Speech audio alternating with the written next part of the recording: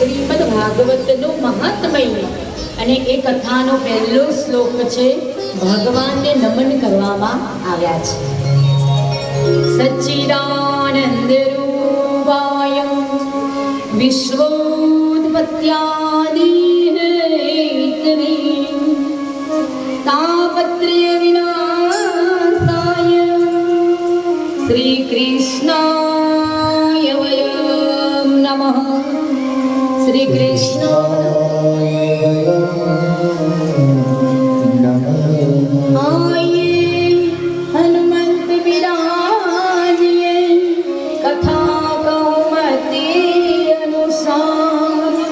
प्रेम सहित राधे धरो पधारिए पवने कुमार सियावर रामचंद्र जी की जय पवन सुत हनुमान जी जय.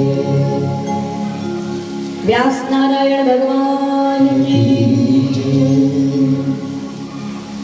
શ્રીમદ ભાગવતનું પ્રાગટ્ય ગંગાનો કિનારો છે. સુખદેવજી કથા કરી રહ્યા છે પરીક્ષિતજી મહારાજની પાસે. પરીક્ષિત જેવો રાજા નહીં, પરીક્ષિત જેવો શ્રોતા પણ નહીં.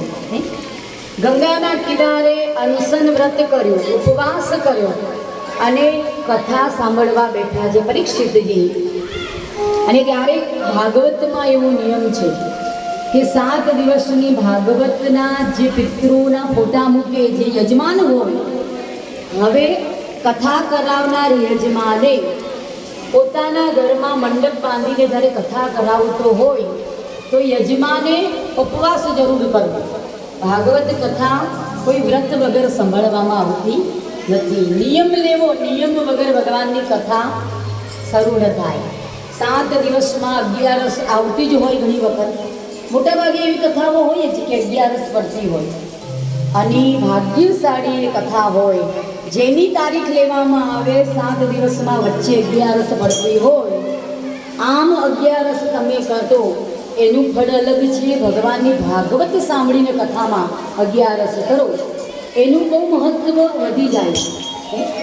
અને તેથી નારાયણની આ કથા છે. નારાયણને ઘન એકાદશી, ઘન એકાદશી, એકાદશી કરીએ તો વૈકુંઠ આવી.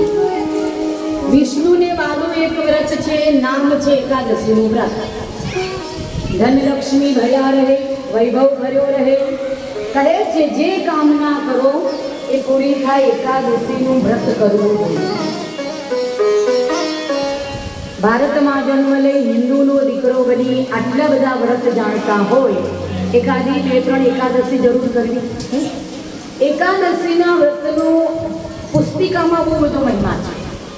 પણ એકાદશીનું વ્રત દર મહિનામાં એક એકાદશી પડે એટલે વર્ષે 24-25 એકાદશી થઈને 24 ન કરી શકો તો એક મોટી એકાદશી આવે જેને એમ કહેવાય કે નિર્જળા એકાદશી, જલ જીર્ણી એકાદશી.